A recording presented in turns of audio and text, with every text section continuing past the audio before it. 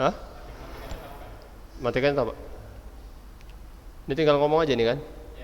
Bismillahirrahmanirrahim. Assalamualaikum warahmatullahi wabarakatuh.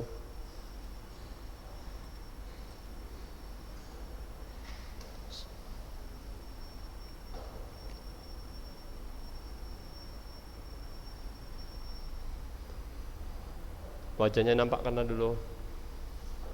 Ya. Alhamdulillahirrabbilalamin. Wassalatu wassalamu ala rasulillah wa ala alihi wa sahbihi wa man wala. Wala hawla wala quwata illa billah.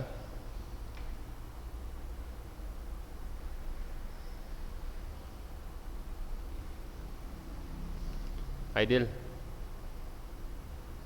Nah gitulah, nampak wajahnya. Nampak lah Ustaz, nanti sendirian di sini gak ada kawannya. Ngomong sama laptop aja.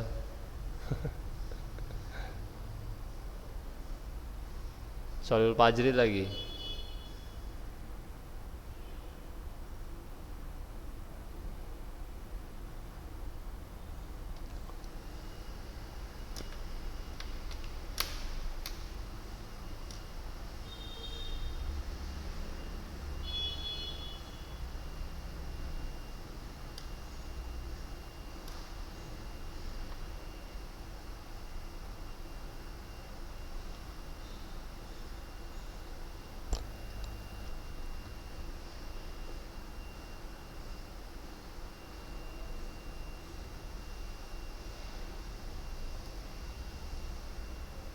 Sholil Fajri.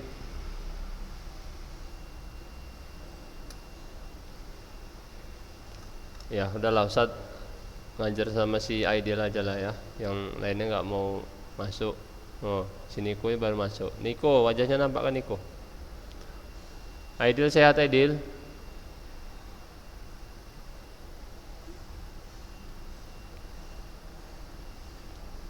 Alhamdulillah. Antum di mana rumahnya Aidil?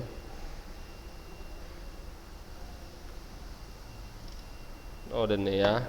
Ya.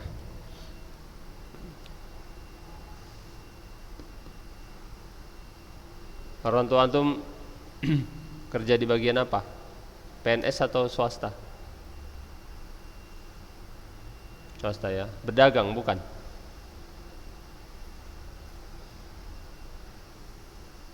Di apa? PT apa kerjanya?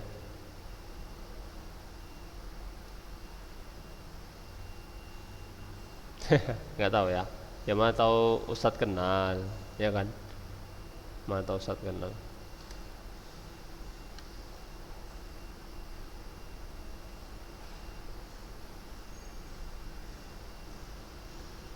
Niko Perwira.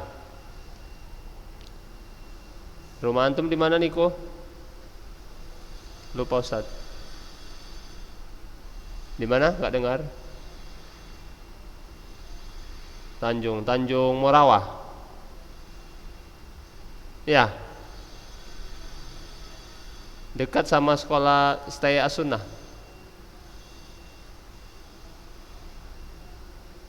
Enggak tahu ya. Apa? Pelan kali suaranya. Oh, tapi jauh ya rumahnya dari situ ya. Oke, baiklah ya. Ustadz di sini mau melanjutkan materi kita kemarin ya. Ya mudah-mudahan antum mau mendengarkan lah ya. Kalau dapatnya cuma sedikit ya, dapat 2-1 ilmu, alhamdulillah ya. Karena Ustadz pun sebenarnya masih fakir ilmu dalam hal materi yang tentang ini ya, materi tentang pergaulan bebas ya. Pergaulan bebas ini kan, atau pergaulan sehat ya. Pergaulan sehat ini biasanya dipelajari oleh para psikolog ya, dokter, polisi ya.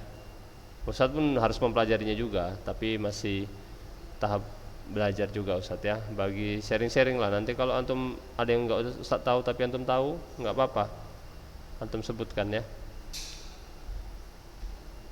Kemarin kita udah tahu beberapa cara remaja bergaul sehat ya, adanya kesadaran beragama sama orang tua, memiliki rasa setia kawan, mengisi waktu dengan kegiatan positif. Laki-laki dan perempuan memiliki batasan tertentu, ya ini sudah kita buat di sekolah kita ya. Tidak satu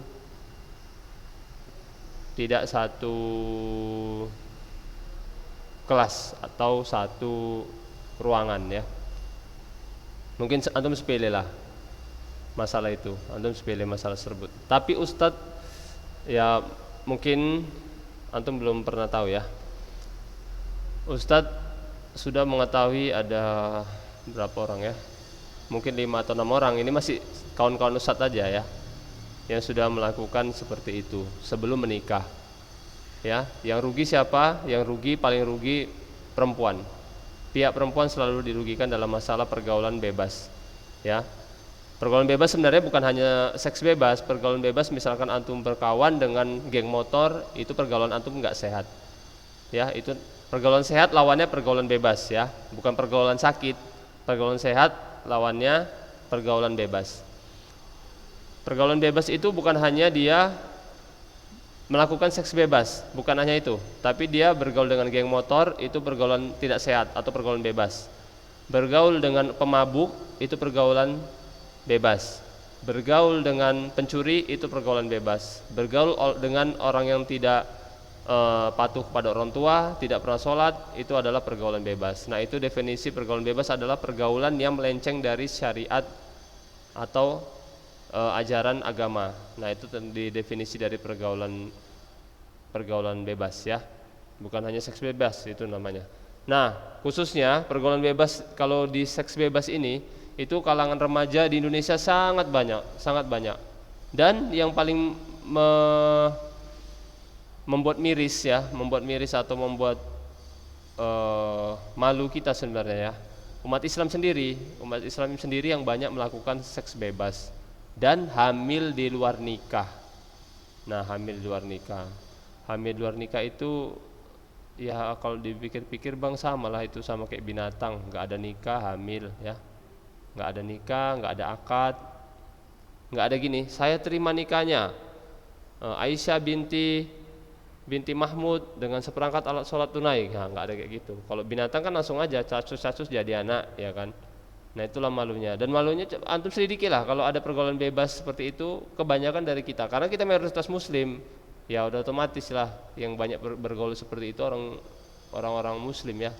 Malu kita, padahal Islam paling melarang dengan hal itu. Ustadz ada pengalaman, ada cerita nih ya. Sebenarnya banyak cerita tentang itu dari sahabat-sahabat Ustadz. Dia di daerah apa Ustadz lah ya, daerah Kabupaten Ustadz. Ada seorang perempuan. Anak ini sebenarnya polos, lugu gitu ya. Ustadz tahu orangnya, polos lugu, tapi dia minim ilmu agama ditanamkan sama orang tuanya. Sekedar ya suruh sholat, masuk madrasah setelah pulang sekolah ya, tapi tidak ditanamkan nilai-nilai sabar, nilai-nilai itu apa, pergaulan sehat, apa itu pacaran, nggak dijelaskan. Orang tuanya memperbolehkan dia pacaran ya, tak lama kemudian, namanya kalau udah boleh pacaran pasti laki-laki banyak yang mendekati. Kebetulan perempuan ini cantik ya, banyak yang suka. Nah, kebetulan yang mendekati dia itu banyak lelaki, yang diterima dia sebagai pacarnya itu adalah laki-laki yang tidak bagus sikap dan akhlaknya. Dalam arti dia nggak pernah sholat ya, dia rupanya temperamen orangnya, tukang bandel lah. Dari ditanya-tanya, dari namanya orang tua tersebut pasti menanya informasi dari pihak-pihak kawan-kawannya laki-laki ini kan, kayak mana itu si Anu si A itu, dia dekati anakku, orangnya kayak mana? Oh jangan bu, itu anaknya bandel itu, tukang berantem, tukang gini bandel itu. Nah, tapi namanya perempuan kalau udah kena perasaannya, udah suka, apapun dilakukan. Nah, orang tuanya udah melarang sebenarnya, Jangan sama itu nggak bagus, anaknya gini, tukang berantem dan bilang sama mamanya kan, tapi tetap aja dilanggar. Nah itu tadi, itu dua sisi yang salah. Anaknya pun nggak mendengarkan kata orang tua, tapi orang tuanya tidak melarang itu pacaran itu haram, ya dibiarkan.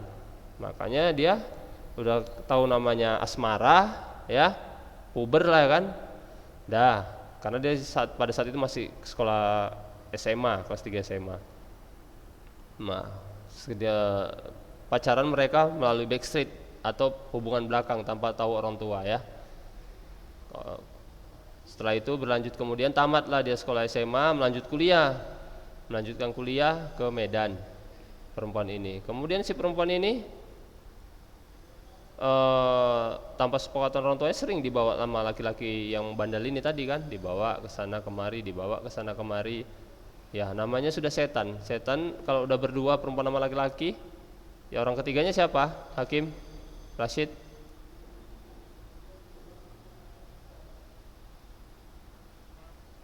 Benar ya. Ya, jadi itu orang ketiganya setan. Terakhir ya mau nggak ya udah pastilah itu. Nggak mungkin pacaran cuma pegang-pegangan tangan, ya. Nah seperti itu, udah dilakukan hubungan seperti itu, tidak sesuatu terjadi yang tidak diinginkan, ya. Hamillah perempuan tersebut, padahal ibunya sudah melarang, jangan sama itu. Udah hamil, masih kuliah semester 2 atau 3 itu. Hamil, nggak mungkin hamil kuliah kan, perut melembung makin besar, nggak mungkin dia kuliah, mengundurkan diri. Ya di rumah dimarah-marahilah perempuan tersebut, ya kan, dimarah-marahi, bla bla bla bla bla bla bla. Dah malu keluarga, si anak pun depresi gitu kan. Untungnya laki-lakinya masih untung lagi mau tanggung jawab. Nah setelah itu ya mau nggak mau juga, kalau udah kayak gitu pengadilan pun nggak bisa, KUA ya, kantor urusan agama mau nggak mau lah menikahkan. Kalau nggak nanti kayak mana dinikahkan. Sebenarnya syariat Islam kalau untuk seperti itu nggak sah ya, harus anaknya lahir dulu baru dinikahkan. Tapi dua pendapat ulama sih, ada yang katanya sah karena biar nggak malu pihak keluarga. Dan setelah menikah bukan hanya di situ saja, setelah menikah si anak perempuan tersebut baru tahu lah laki-laki ini sebenarnya kayak mana sifatnya. Nah, gak mendengarkan apa kata orang tua tadi, gak mendengarkan apa kata orang tua. Udah dibilang itu laki-lakinya gak bagus, jangan, tak mendengarkan. Terakhir kalau sudah berantem mau mukul sang laki-laki ini, ditampar-tampar, ya kan, ambil pisau mau dibunuh. Nah seperti itu, nyata itu ceritanya. Artinya apa? Hukum itu berlaku. Kalau kita durhaka sama orang tua, hukum itu berlaku. Gak di akhirat, langsung Allah balas kontan di dunia. Ya, jangan coba-coba kalau orang tua bilang jangan, kita bilang iya, kita langgar. Jangan coba-coba, langsung. Maka dari itu dia kena seperti itu, baru sadarlah dia bahwa laki-laki itu tidak baik. Orang tua sudah melarang jangan sama dia gitu kan. Kuliah aja yang benar-benar sampai tamat nanti baru. Nah seperti itu, tak mendengarkan. Akhirnya ya diterimalah sikap lelaki yang temperamen. Dan bukan hanya itu, laki-laki tersebut hobi juga berselingkuh. Nah hobi berselingkuh, udah temperamen, hobi berselingkuh, tak mau sholat. Nah bayangkan antum kalau punya saudara perempuan digitui, adik antum atau kakak antum, dipukuli, mau dibunuh kalau lagi dia marah, kemudian dia selingkuh pula. Kayak mana kalau kakak antum digitui? Nggak punya kakak. Kalau saudara perempuan antum digitui gimana? Atau adik antum atau sepupu antum, kan emosi kita kan. Sepupu perempuan antum lah, sepupu perempuan antum kalau digitui, pasti sedih juga kita kan. Oh nggak ada juga, laki-laki semua, masya Allah. Ya antum pakai perasaan antum aja lah ya. Kalau seperti itu kan kita sedih. Makanya antum kalau punya kakak perempuan, adik perempuan dijaga, betul-betul lihat pergaulannya. Jangan kasih pacaran, dengar kata Ustaz, jangan kasih pacaran apapun ceritanya. Kalau perempuan, ya, bukan perempuan, maksudnya antum pun jangan pacaran. Tapi kok perempuan ini lebih ngeri bang. Perempuan itu rugi banyak kalau dia pacaran, ya. Ya kalau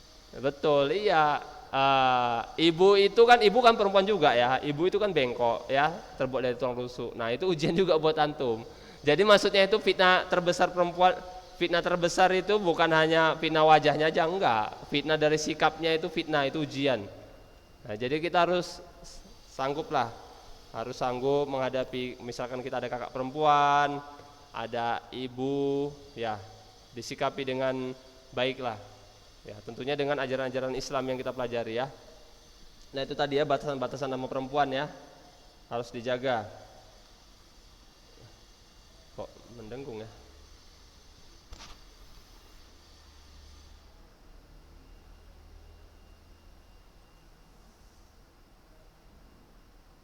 Halo, Aidil, suara Ustadz dengar Aidil, Rashid? Oh, alhamdulillah. Iya, kok double ya? Bentar dulu ya. Wajah Ustadz nggak nampak. Wajah Ustadz nggak nampak kan? Nah, tunggu ya.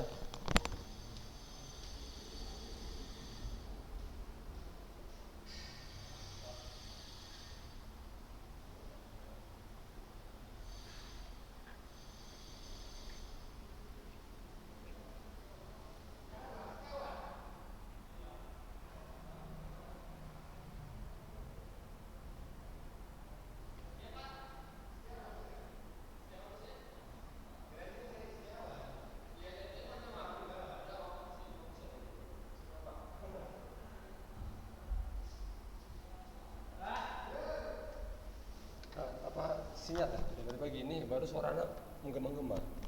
Double. Ini tadi cek. Halo? Tadi udah apa rekaman? Udah. Scroll, Mam.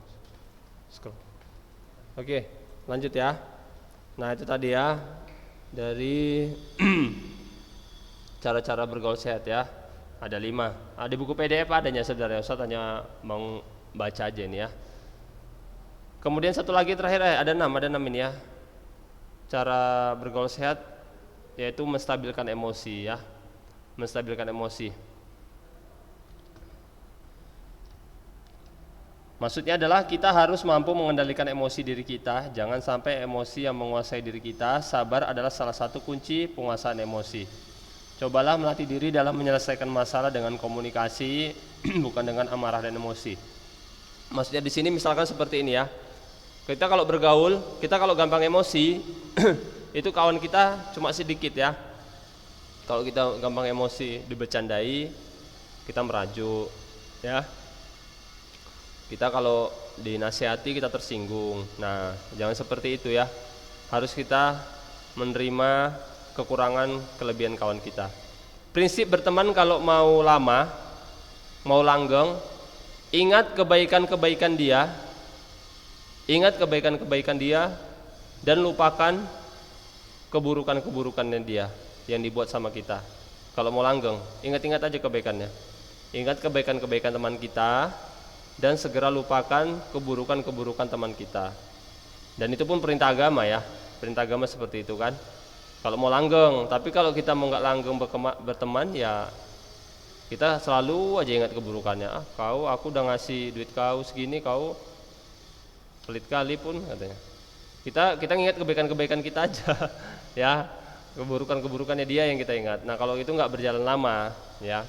Tapi kalau kita sering mengingat kebaikan teman kita ya, kita segera melupakan keburukan-keburukannya, kita mudah memaafkan dia, mudah-mudahan berteman kita itu lama. Sama, ustadz-ustadz di sini juga banyak kekurangannya. Antum pikir semua di sini ustadz-ustadz yang macam ustadz ngajar penjas ya kan, ada yang ngajar matematika, ada yang ngajar ekonomi, IPS contohnya ya, ada yang ngajar akidah, ada yang ngajar bahasa Indonesia. Beda-beda karakternya semua dan pasti ada kekurangannya, ada salah sebut apa namanya, misalkan rapat gitu, ada yang tersinggung atau segala macam, ada beda pendapat ya. Udah, kita sampai di situ aja, jangan dibawa-bawa ke rumah, jangan dibawa-bawa dendam gitu kan. Otak orang ini kan, kepala orang beda-beda, nggak bisa kita samakan kemauan kepala dia sama kepala kita, nggak bisa. Oh, kita maunya kayak gini, harus kayak gini kau, aku maunya kayak gini.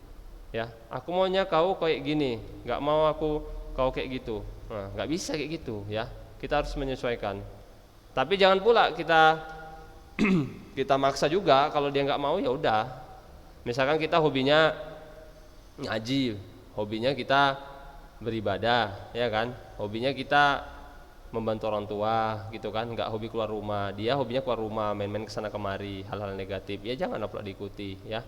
Nggak perlu buang-buang waktu. Cukup ajak, kalau nggak mau ya sudah, gitu kan? Nggak perlu buang-buang waktu kita ikut-ikut, gitu kan? Ah, aku ikut-ikut lah, biar nanti dia kurang cool. Jangan, nanti antum yang terikut. Ya, 5 orang perokok, antum nggak merokok, antum bakal ikut. Ya, tapi kalau antum 5 orang tak perokok, antum mendekati 1 orang yang perokok, mudah-mudahan dia ikut. Ya, pasti kalah lah yang banyak, yang sedikit kalah ya. Ya, itu tadi ya, harus pandai menstabilkan emosi kalau mau bergaul sehat atau bergaul yang langgeng.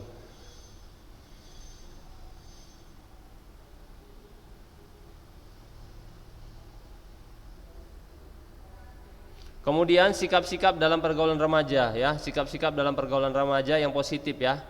Yang positifnya nih ya. Penampilan fisik, yang pertama penampilan fisik. Tidak menjadi jaminan bahwa seseorang akan disukai karena penampilan fisiknya. Tetapi umumnya orang yang bersih dan rapi banyak disukai, ya, bersih dan rapi banyak disukai. Artinya tidak bau badan lah, maaf cakap ya. Bagaimana kemasan penampilan fisik merupakan nilai estetis bisa mendukung kesan pertama seseorang di mata orang lain. Kita tidak perlu berlebihan atau memaksakan diri untuk mendapatkan kesan yang baik. Kesederhanaan, kebersihan, dan kerapian penampilan pasti disukai meskipun tidak mewah seperti selebritis ya. Penampilan fisik jangan diartikan dengan tampil mewah ya, tapi bersih, rapi, dan mencerminkan kebersihan diri dan pribadi seseorang ya. Bersih hati dan bersih fisik itu salah satu kunci untuk langgeng juga ya, untuk langgeng berteman atau bergaul sehat. Antum kalau datang ke rumah teman antum nggak mandi, ya, nggak mandi antum, misalkan antum janjian jam 1 siang, tapi antum nggak mandi pagi, waduh kawan antum ginilah, dari mana kau bang? Udah makan katanya, tapi dia sambil tutup hidung gitu kan, ya, itu salah satunya ya, harus jaga kebersihan, sikat gigi, nah seperti itu, biar teman kita betah. Atau mungkin teman kita diem aja gini, tapi dia dalam hati dia bau kali si kawan ini, yang nggak mandinya dia tadi kayak gitu kan, dalam hatinya udah dongkol dia. Seperti itu, cuma ditahan-tahankan dia aja ya. Pakai deodoran ya, deodoran ya, antum tahu lah deodoran merek apa lah itu ya. Kemudian kebersihan diri juga ya, kebersihan hati. Kebersihan hati maksudnya antum di sini nggak ada maksud apa-apa sama dia. Berteman itu tulus. Jangan misalkan dia berteman gara-gara dia kaya, dia anak pejabat, antum berteman sama dia. Nah itu nggak langgeng. Lama-lama dia tahu nanti tuh. Ah ini mau deketi awak biar apa aja ini, biar ditraktir kayak gitu, tahu dia. Nah nggak langgeng seperti itu ya. Kemudian udah habis pula waktunya. Berbicara dengan sopan ya, berbicara dengan sopan ya. Boleh bercanda tapi jangan terlalu berlebihan. Apalagi bercandanya pakai bahasa-bahasa binatang ya. Misalkan njing, sini njing gitu kan. Njing atau mbek, sini mbek. Padahal ketawa dia. Janganlah. Ustadz pun kalau kayak gitu rasa kalian sakit hati ya kan kalau bercanda kayak gitu kan. Misalkan, apa kabar mbek? Sehat mbek gitu kan. Kalian pun apa nih Ustadz ini? Nggak ada betulnya kayak gitu kan. Tapi kalau bercandanya masih, bro sini bro, wih ganteng kali kok bro, nah, bercandanya muji gitu, seneng kali dia tuh ya kan, ganteng kali kok bro, tapi hari ini aja, biasanya enggak. Kayak gitu ya kan. Atau wih bro wangi kali kok bro, wangi kali ya, pakai parfum apa nih, yang parfum 10.000 itu ya. Ya kalau bercanda-bercanda kayak gitu nggak apa-apa lah ya, tapi jangan bercanda yang sesuai. Misalkan dia hitam, antum bercanda hitam, keling, sini keling gitu, itu nggak bercanda, itu namanya betul-betulan ya kan. Ya, bercanda itu yang wajar-wajar aja lah, boleh seperti itu ya. Masih ada lagi nih. sebenarnya, tapi waktu kita udah habis. 11.25, 10, 15, 20, 25, 30 udah habis. Ada pertanyaan sampai sini? Farel, Niko, Aidil, Rashid tentang pergaulan bebas ini? Nggak ada ya. Yang penting pesen Ustadz jangan pacaran ya, jangan pacaran. Ta'aruf aja, ta'aruf. Ustadz ta'aruf juga. Ustadz berani ngomong gini karena Ustadz ta'aruf. Ya. Ta'aruf itu lebih indah. Antum nanti di situ baru mulai mengenal cinta, ya. Nanti kalau udah antum pacaran, udah nikah, udah hambar. Karena cinta antum udah antum lampiaskan pada saat pacaran itu. Nanti udah nikah, alah udah bosen lah. Udah pernah ngasih hadiah, ya. Udah pernah pelukan, ya udah kayak gitu, udah bosen lah. Orang sebelumnya udah pacaran. Tapi kalau antum pacaran setelah nikah, antum merasakan nanti itu di situ proses-proses antum mendapatkan cinta itu, ya. Nah seperti itu ya. Ya Farel ya. Nah Farel nih banyak yang suka ini, hati-hati nih Farel nih ya, Farel ya. Ya jangan pacaran ya. Ya Ustaz di sini hanya menyampaikan pengalaman Ustaz seperti itu, banyak di lingkungan Ustaz seperti itu, dan kebanyakan hancur keluarganya, hancur ketika menikah, mulai pacaran hancur. Ya setan itu kayak gitu, ketika belum nikah disatukan, berusaha setan itu menyatukan. Tapi nanti kalau udah menikah dia karena pacaran tersebut, setan itu berusaha memisahkan, setan itu berusaha dia memisahkan, ya kayak gitu. Dan banyak kalau nggak keluarganya sering berantem, cerai. Dua aja itu kalau nggak seringnya berantem, kalau nggak cerai, ya kalau nggak tobat ya. Kalau dia nggak tobat, dia kan nikahnya dari pacaran, dia nggak tobat, dua aja itu. Kalau nggak berantem, sering berantem dan cerai, atau anaknya bermasalah. Nah dia nggak berantem, akur-akur aja nih, tapi anaknya bermasalah nanti. Tiga itu, coba perhatikan apa kata Ustadz. Ya demikian saja dapat Ustadz sampaikan. Lebih kurangnya Ustaz mohon maaf jika ada salah kata. Subhanakallahumma wa bihamdika asyhadu alla ilaha illa anta astaghfiruka wa atubu ilaik. Assalamualaikum warahmatullahi wabarakatuh.